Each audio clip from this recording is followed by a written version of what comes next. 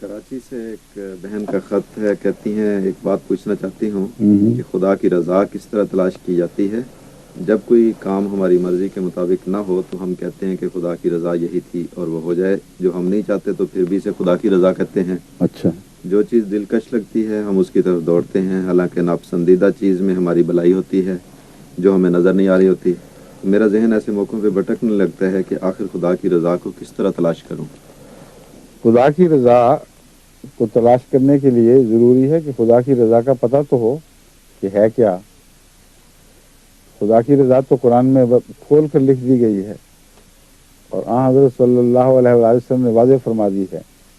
اللہ تعالیٰ کی صفات کا جو ذکر قرآن کریم میں ملتا ہے اس پر غور کریں تو اللہ کی رضا ظاہر و باہر ہو جاتی ہے کہ کیا چاہتا ہے، خود کیا ہے۔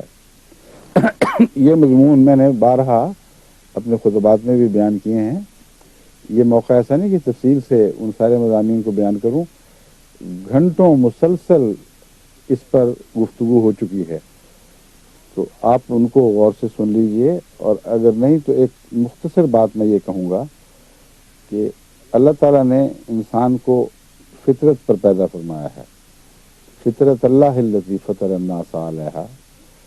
اس کا بہت سے مفسرین یہ ترجمہ کرتے ہیں کہ اللہ نے جو فطرت پیدا کی ہے اس پر بنایا ہے، لیکن بائبل کے حوالے سے اور بعض دیگر مذہبی کتب کے حوالے سے یہ اندازہ ہوتا ہے کہ وہاں اس مضمون کو اور طرح پیش کیا گیا تھا۔ وہاں اس طرح کہ اللہ کی فطرت پر انسان کو پیدا کیا گیا ہے، اور میرا ذاتی رجحان بھی زیادہ تر اسی طرف ہے۔ اللہ کی فطرت سے مراد یہ نہیں ہے کہ نعوذ باللہ من ذالک تمام تر خدا بندے میں جلوہ گر ہو جاتا ہے، وہ تو غیر محدود ہے، وہ تو سب کا سب ایک محدود ذات میں جلوہ گر نہیں ہو سکتا۔ مگر آپ غور کر کے دیکھیں، اپنی فطرت میں ڈوب کر دیکھیں، آپ کو ہر جگہ فطرت اللہ ہی نظر آئے گی۔ اللہ کی فطرت کیا ہے؟ وہ رحمان ہے، وہ رحیم ہے، وہ بعض دفعہ منتقم بھی ہو جاتا ہے، کبھی جبار دکھائی دیتا ہے، کبھی رؤوف الرحیم نظر آتا ہے، رب العالمین ہے، مالک یوم الدین ہے۔ تو یہ اگر فطرت نہیں ہے تو اور فطرت کیا ہے؟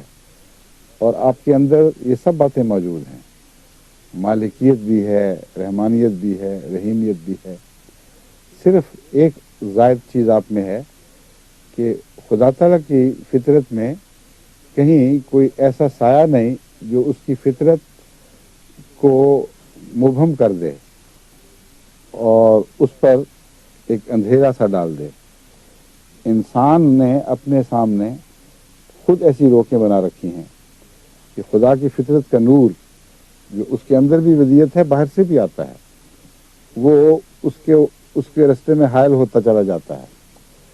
اور ایسی صورت میں اس نے روکیں کھڑی کی ہوئی ہیں، جس طرح بعض دفعہ شہر میں جب ہنگامے ہوں، پولیس حملے کرتی ہے، فوج آتی ہے، تو محلے والے روکیں کھڑی کر دیتے ہیں۔ کراچی میں بہت ہوتا رہا اس طرح۔ تو یہاں یہ الٹا قصہ ہے کہ رحمت کے ڈر سے روکیں کھڑی کی جاتی ہیں، بجائے اس کے کہ پکڑ کے اور عذاب کے ڈر سے روکیں کھڑی کی جائیں۔ رحمت سے ڈرتے ہیں، اللہ کی فضل سے ڈرتے ہیں، اس کی فطرت سے ڈرتے ہیں، اس کی صفات حسنہ سے ڈرتے ہیں۔ اور اس لیے نفس کے اندر کئی قسم کی روکیں ہیں، یہاں تک کہ بعض دفعہ ایک انسان رحمان نہیں رہتا، رحیم نہیں رہتا، رؤوف نہیں رہتا، رحیم نہیں رہتا، رب نہیں بن سکتا، اس کا دل شفیع ہو جاتا ہے۔ وہی پتھر والی بات کہ وہ پتھر دل ہو جاتا ہے۔ تو فطرت پر پیدا کیا کا مطلب یہ ہے کہ انسان کی معصوم بچے کی پیدائش ان تمام صفات کا مظہر ہے جن صفات کو خدا تعالیٰ نے انسان میں ظاہر کرنے کا فیصلہ فرمایا تھا۔ ان تمام صفات کی مظہر ہے جن کو ہم آدم کی تخلیق سے پہلے ہی انسان کے بلو پرنٹ میں دیکھتے ہیں۔ یعنی خدا تعالیٰ نے یہ فیصلہ فرمایا کہ میری یہ صفات ہیں جن پر میں ایک تخلیق کروں گا، اور ان سب صفات میں فرشتے شامل نہیں ہیں۔ ان صفات میں ایک یہ صفت بھی ہے کہ ہم جو چاہیں کریں، چاہیں تو روکی کھڑی کر دیں تو کر لیں، بے شک چاہیں تو خدا کی بات صفات سے تعلق کاٹ لیں ان کے موجود ہونے کے باوجود ان کو اس طرح کا لازم کر دیں کہ وہ رفتہ رفتہ مرنی شروع ہو جائیں.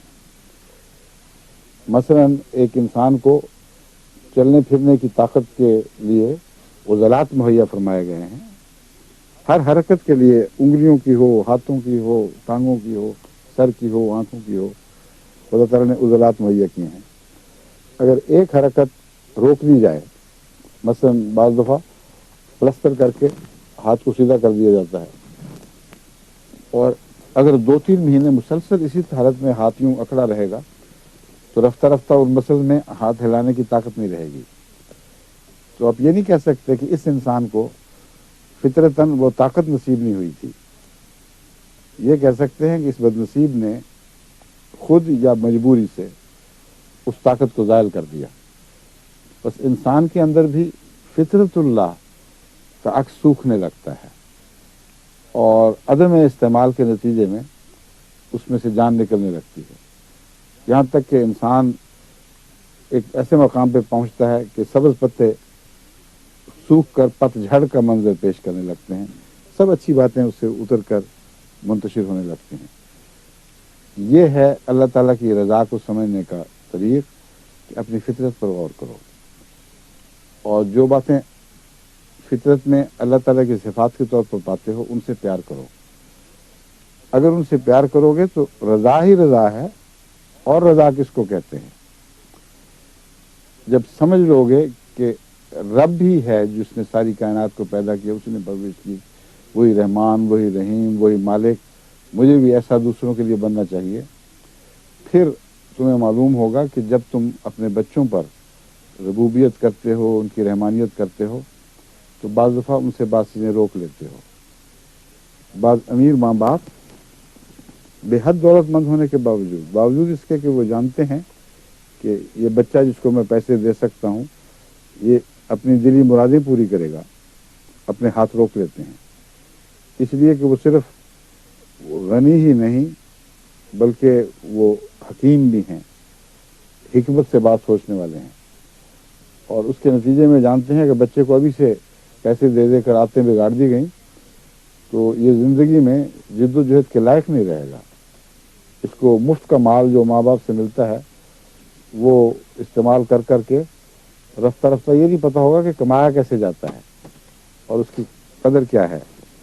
بس اس پہلو سے وہ انسانی فطرت کا مطالعہ کرنا چاہیے اور غور سے کرتے رہنا چاہیے کہ ہم کیا کرتے ہیں. جو ہم کرتے ہیں ہم ایک دوسرے کے لیے پسند کرتے ہیں.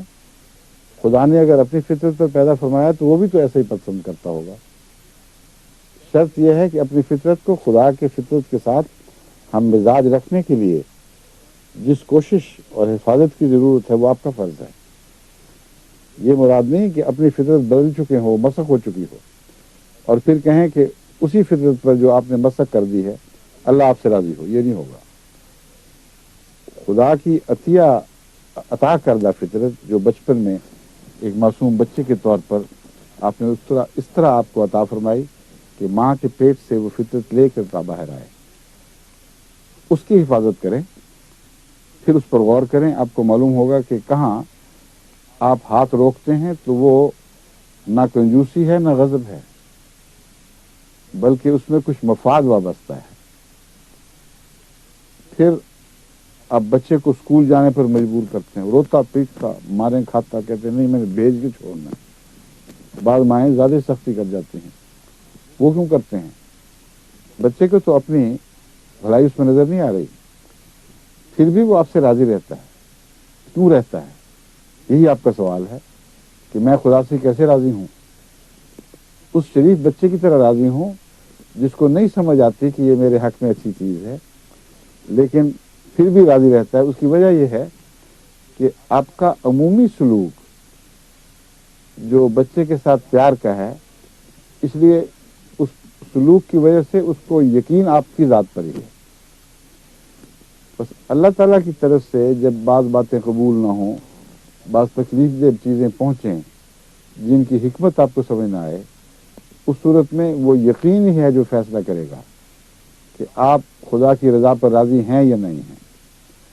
اگر وہ یقین کمزور ہے اگر آپ نے کبھی غور ہی نہیں کیا کہ اللہ تعالیٰ کے آپ پر کیسے کیسے احسانات ہیں، اگر اپنی آنکھوں، کانوں اور اپنے دماغ، اپنی حسیات پر غور نہیں کیا، کائنات کو خدا نے کس طرح پیدا فرمایا اور کتنا آپ خدا تعالیٰ نے آپ کے لیے باریک در باریک غور فرما کر بہت سی چیزیں مہیا فرمائیں، یہ جب تک آپ ان باتوں پر غور نہیں کرتے اس وقت تک آپ کو حقیقت میں خدا تعالیٰ کے احسانات کا شعور نہیں ہو سکتا۔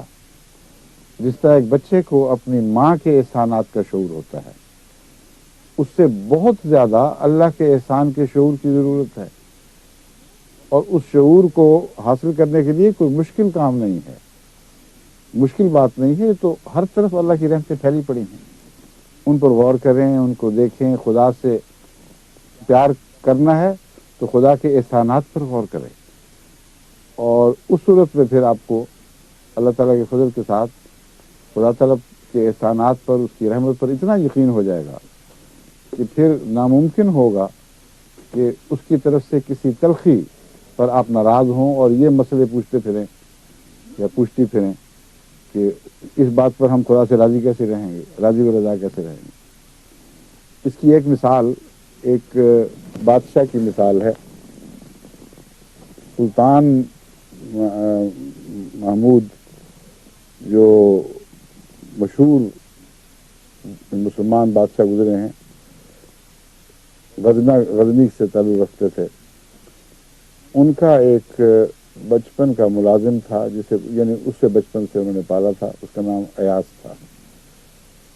اس سے ان کو بہت پیار تھا، بہت اس کی قدر کرتے تھے، یہاں تک کہ جب وہ بادشاہ ہوئے تو انہوں نے اسے اپنا معتمد وزیر بنا لیا، جبکہ وہ غلاموں میں سے ایک تھا۔ حالانکہ بڑے بڑے دوسرے صاحب علم، صاحب ذوق، متمول، بااثر، بارسوخ، بلند مرتبہ خاندانوں سے تعلق رکھنے والے دربار میں تھے، ان کی کوئی کمی نہیں تھی۔ تو محمود نے ایاز سے جو اتنا پیار کیا تو اس پر کچھ جیلسی پیدا ہوئی، کچھ لوگ حسد میں مبتلا ہوئے۔ ان کے متعلق کئی روایتیں آتی ہیں۔ ایک روایت جو میں اب بیان کرنے لگا ہوں یہ بھی اس مضمون کو ظاہر کرتی ہے۔ بعض لوگ شاید یہ کہہ دیں کہ آپ کو یاد نہیں رہا، یہ محمود ایاز کا قصہ نہیں، کسی اور کا تھا، ان باتوں کو چھوڑیں، جس کا بھی ہو یہ ایک سبق آموز واقعہ ہے، بس اس کو اس طور پر لے لیجیے۔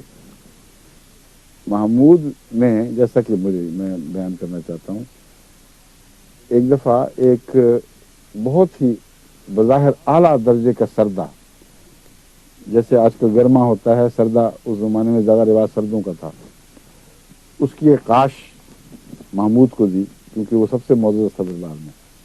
اس سے بات شروع ہوئی، اس نے وہ کاش رکھی اور بہت ہی مزے لے لے کر ساری کھا گیا، اور ایسا اس کے چہرے پر جذبہ احسان تھا، جھکتا تھا بادشاہ کی طرف، شکریہ کے ساتھ ساتھ وہ کھاتا چلا گیا۔ اس کے بعد بادشاہ نے دوسری کاش دوسرے معزز کو، جو نمبر 2 پہ ان کے بعد آتے تھے، ان کو دی، تو انہوں نے وہ کاش چکھی نہیں تھی تو فوراً تھو تھو کرتے ہوئے دربار سے اٹھ کے دوڑے، باہر جا کے تھوکا اور واپس جا کے کہا کہ اتنا گندا، ایسا خبیث قسم کا سردہ، ایسا کڑوا میں نے کبھی نہیں کھایا، یہ دیکھو ذرا یہ کس طرح کھا گیا، مجھے تو سمجھ نہیں آتی۔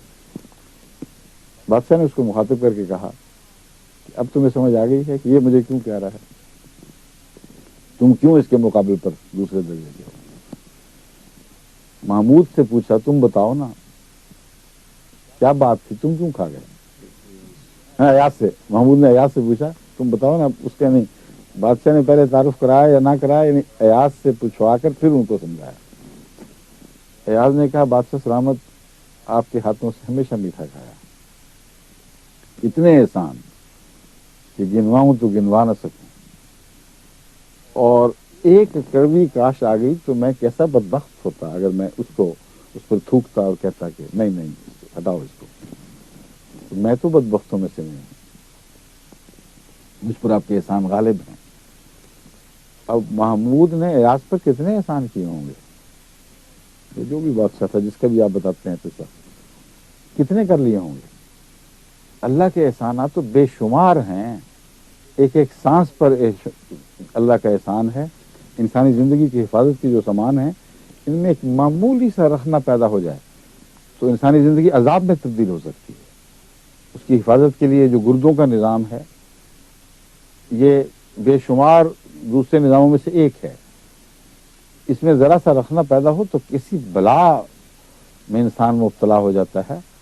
جسم میں بعض دفعہ آگ لگ جاتی ہے. یورک ایسڈ ہائی ہونا ہو تو جوڑ جوڑ میں دردیں، یوریا ہائی ہو جائے تو سخت قسم کی خارش اور بے چینی اور ایک آگ سی لگ جاتی ہے تن بدن میں، اور بھی بہت سی تکلیفیں ہیں. تو ان باتوں پر بھی تو غور کریں کہ کیا ہو سکتا تھا، کن کڑوی تکلیف دی چیزوں سے آپ کی حفاظت کے کیسے کیسے سامان فرمائے گئے ہیں. پھر چھوٹے چھوٹے واقعات پر یہ دماغ لڑانے کی ضرورت ہی نہیں رہتی کہ اس کے پیچھے کوئی حکمت تھی کہ نہیں. اگر آپ ویسے اپنے آپ کو راضی کرنے کی کوشش کریں جو ضرور حکمت ہوگی تو یہ ایک کم فہمی کا طریق ہے. اس طرح منطق سے راضی نہیں ہوا کرتے لوگ. بچے کب منطق سے راضی ہوتے ہیں؟ اپنے بچوں کو منطقی دلیلیں دے کے راضی کرنے کی کوشش کر لیں، کبھی آپ کو کامیابی نہیں ہوگی. محبت کے غلبے سے دل راضی ہوا کرتے ہیں. اور اللہ تعالیٰ کی رضا کو اگر حاصل کرنا ہے تو اس کے محبت کے غلبے کے تلے اپنے دل کو بچھا دیجیے. پھر آپ دیکھیں گی کہ آپ کو کبھی اس کا وہم بھی نہیں آئے گا کہ فلاں دعا تکلیف نہیں پوری ہوئی، فلاں تکلیف پہنچی تو میں خدا سے حکمتیں طلب کروں کہ بتا آخر اس میں کیا حکمت تھی، یہ چھوٹی سی معصوم بچی کیوں ایسے پیدا ہو گئی، مجھے ہی کیوں چن لیا گیا. یہ سارے جھگڑے برابری سے شروع ہوتے ہیں اور محبت کے مضمون پر جا کر ان کی حد ختم ہو جاتی ہے، آگے نہیں بڑھ سکتے. بس اپنے تعلقات کو اللہ تعالیٰ سے درست کریں، تبھی آپ رضا کا معنی سمجھیں گی، تبھی آپ کو اللہ تعالیٰ کی طرف سے رضا عطا ہوگی. اور جب رضا میں ایک دفعہ داخل ہو جائیں تو پھر یہ کڑواہٹیں بالکل بے حیثیت کی ہو جاتی ہیں. پھر ہر زندگی کے ہر لمحے کا لطف ہی اور ہو جاتا ہے. اور